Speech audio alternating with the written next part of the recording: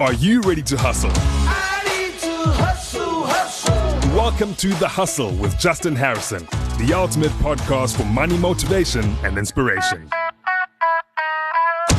So on The Hustle, we get a lot of people asking questions around personal finance. And this season, we have dedicated to personal finance and answering people's biggest questions around money, especially those big questions that are applicable to people right now where times are really tough and money is tight. Today, we've got Chintzia with us all the way from Nigel, and she's got some pretty good questions lined up. So what is your first question, Chintzia? If you're in debt right now and your expenses are more than your income, what do you do? So look, this is a pretty common question that I get. The first thing to realize is that there is no magic bullet to solving the problem. If you are not covering your expenses, there's only one of two solutions. You either have to reduce your expenses or you have to earn more. It's that simple. Now, most people focus on the earning more part of it because that's the part that we can emotionally relate to the easiest. But the truth of the matter is, it could probably take you a lot longer to build up more income than it is to save on your existing expenses. Now, a lot of people obviously are very, very close on their expenses, especially with the rising costs of everything. The cost of living as opposed to income is not really matching up for a lot of people. But this is an uncomfortable conversation that you have to have with yourself. First of all, you have to accept it. Secondly, you have to get your family and those closest to you to accept that if you're not earning enough to cover your basic expenses, you have to cut back. It's that simple. And then the second solution is to figure out how to go and earn more money. But the problem is most people are focused on how do I go earn more money to meet my expenses rather than let's do the logical thing, which is to cut back first. And so I've been there many stages of my life. It's not comfortable. I know there's a lot of emotional stuff that goes into it. And then, of course, there is this human nature that says to us, well, you know, this is what it is. I can't do anything about it. But if you sit down and you draw up a list of your expenses, if you draw up exactly what your income is, the goal is always to spend less than you earn. You will never earn your way to wealth. You will save your way to wealth. And this is what I always tell people. You've got to focus in on spending less than you earn. There isn't a magic bullet for it. There's no magic formula somebody's going to give you. It is literally that simple. So step number one, draw up a budget. Know exactly what you're earning. Know exactly what your expenses are. And then in order of priority, you need to get rid of the things that you can get rid of. It's that simple. It's not the answer you want to hear. I know a lot of people want an easier answer, but this is, you know, unfortunately, it's human nature to trick ourselves. We lie in bed at night and we think about how we can get more money. We focus on all the things that will get us to where we want to be, but we don't focus on the things that we need to know, the things that we need to hear. And the truth of it is, budgeting is not sexy. It's not nice. It's not nice having to spend less than you earn, especially if you're not earning enough. It's not nice to have to figure out how to make do with nothing or little to nothing when times are tough. But this is the way humans have evolved and existed for thousands of years. And money is just like a resource, like any other resource that humanity deals with. If you leave the tap open, the water will run dry. And that's what's currently happening in your life. It's as simple as that. So what's your next question? Let us know. My next question is, once I make the money that I really want to make, how do you know what to do to keep that there and not make mistakes and lose that money? So it's a great question, right? And it leads actually directly into the first question you asked me. And I tell this to people all the time.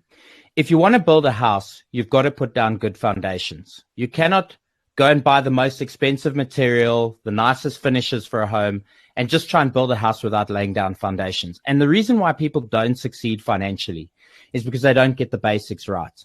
And so I always tell people, if you get your basics right, even when you have little to no money, it is going to be that much easier when you actually find success. And you will find success because this is what happens. When you start focusing on your money, when you start paying attention to every cent that you spend, and more importantly, know where you're spending it and why you're spending it, you will make different financial decisions. And so consequently, when you get your foundations right, which is budgeting, not overspending, spending less than you're earning, setting money aside as a percentage of earnings for savings.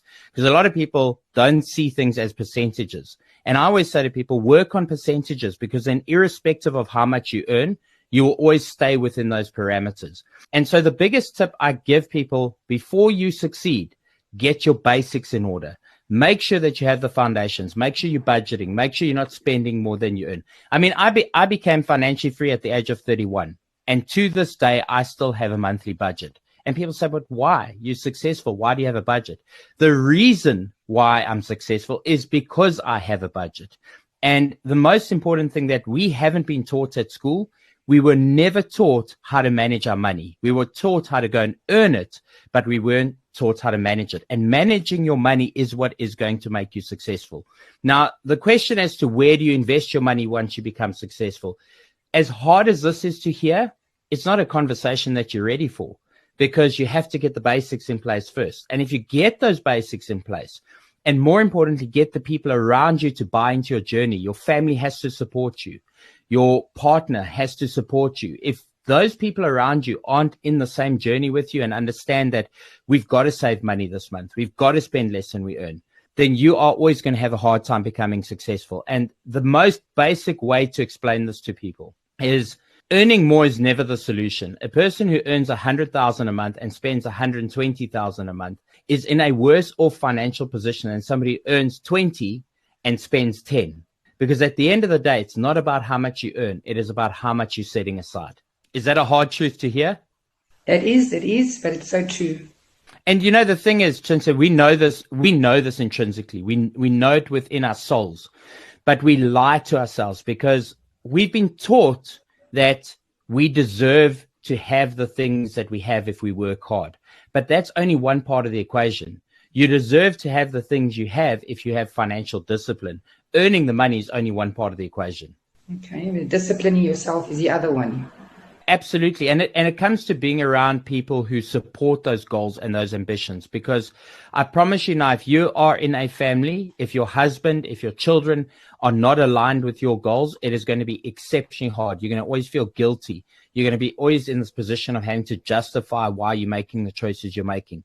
So really go back to everybody around you and make sure that they're buying into the journey with you, because collectively, that's how you become successful. So what's your last and final question for us? If I make money, how safe is our money in our banks? So you're obviously asking critical questions because you're thinking deeply, and I like that. I am. So the honest answer is I don't trust the banks one bit. I have a real problem with the amount of debt in the world. And if you really go and study the financial system, if you understand that there is huge leverage within the financial system, be it with people personally who are taking on debt against future earnings that they haven't earned yet, be it against the banks who, in actual reality, if everybody went to withdraw their money at the same time, they probably wouldn't have enough money in the bank to basically take care of depositors' money. If you understand fractional reserve banking, if you understand the way the global economy is structured in terms of international deficits and trades and loans and things that are going on a global scale, the truth of it is the financial system is highly illiquid. And so what we see is a looming recession as a result of a liquidity problem that's in the market. So in all honesty, whether times are good or whether times are bad, I don't trust a bank with my money. And so what I encourage people to do, and I try and teach people to do when it comes to wealth creation, is to understand that money is not wealth. Money is a medium of exchange. Money is the stuff that you and I use to trade and transact with each other, but it's not how you store your wealth. Wealthy people understand that leaving money in a bank is actually one of the riskiest things ever. Not only because the banks might go under, not only because the financial system might crash, even if everything there stays exactly as it is, we are losing value on our money. 100 Rand today buys you more than 100 Rand will buy you in a year's time from now. And so what you have to do is make cash, make money, and then deploy it into hard assets that are going to give you a return on your money. Because what people have not been told about money is that money is the greatest risk in the financial system itself. You've got to hold and own tangible things that have value and utility to others. Something that is going to provide cash flow, something that's going to give a return. And money in and of by itself is purely a medium of exchange. It is not a store of wealth. Oh, okay. Does that leave you a little shocked? It does, but yeah, it's giving me, I'm listening and I'm taking it in and I'm realizing what it's all about, you know? Because some of us just get we grow up and we don't go these ways. So I'm learning, and I'm happy. I'm going to do this. The whole problem is that the entire financial system has been structured around a very small percentage of people truly understanding it. So this is part of the education problem, and we can't continue to blame the education system. We cannot continue to blame the financial system. We have to take responsibility for ourselves. We have to take responsibility for our family members. And it is no longer simply good enough to go and get a job. It is no longer simply good enough to go and earn money and to rely on a broker to take care of your retirement annuities and your retirement plans. We have to self-educate.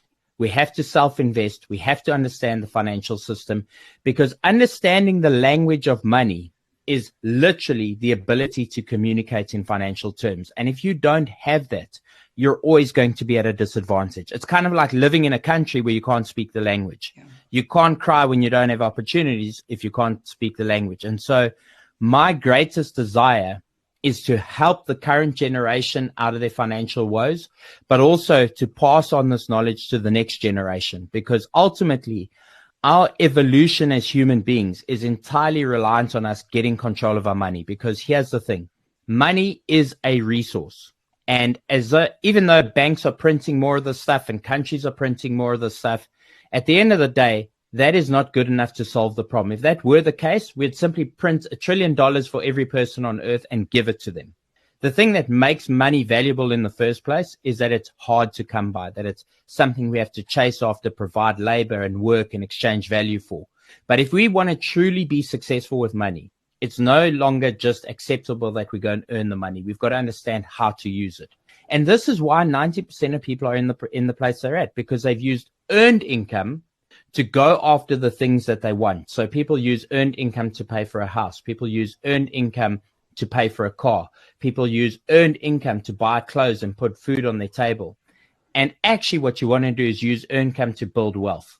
And I always say to people, the goal is to live off 50% of what you earn. Because if you can live off 50% of what you earn, the other 50% is going to put you in a place where you become eventually financially free.